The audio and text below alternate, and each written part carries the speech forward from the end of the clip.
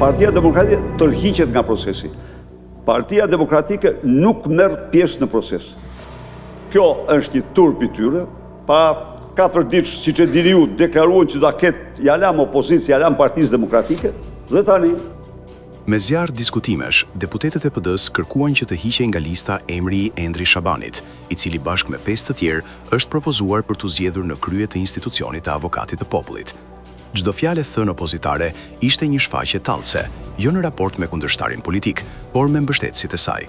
Opozita minimalisht, sot në parlament, kohën e diskutimeve duhet ta kishte shfrytëzuar për të kërkuar një ndjesë të madhe publike, se si me ndërgjegjje të plot u bë pjesë e kësaj skeme, të cilën publikisht tentojnë ta zhbëjnë.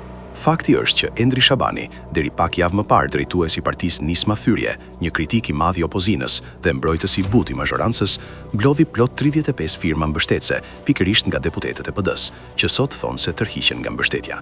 Asnjë vlerë juridike, e mbi të gjitha një hendek i madh të moralit politik të opozitës, e cila tashmë noton në ujërat e ndotura që e mbushi vetë në kazanin e pushtetit. Po çfarë vlere ka tërheqja në një kohë kur gjithë kjo skemë rënd zhbëri një proces normal, ku opozita mund të dilte me një emër të saj?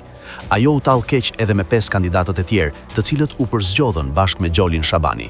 Tashmë 5 të përzgjedhurit e tjerë, Ardiana Kalaja, Aranita Brahja, Besim Dregjoni, Skënder Haluca dhe Tartar Bazaj, për turpin e opozitës parlamentare, janë thjesht dekor i emrit Endri Shabani. Në të vërtet lepuri i Surelit, fjeti me jo pak, por 35 deputet të PD-s. Tani zoti Berisha, është koha të hapni krahun nëse s'ju dëgjojnë dhe ju kanë dalë nga kontrolli, ose të kërkoni falje i pari nëse ju kanë dalë nga kontrolli pa leje.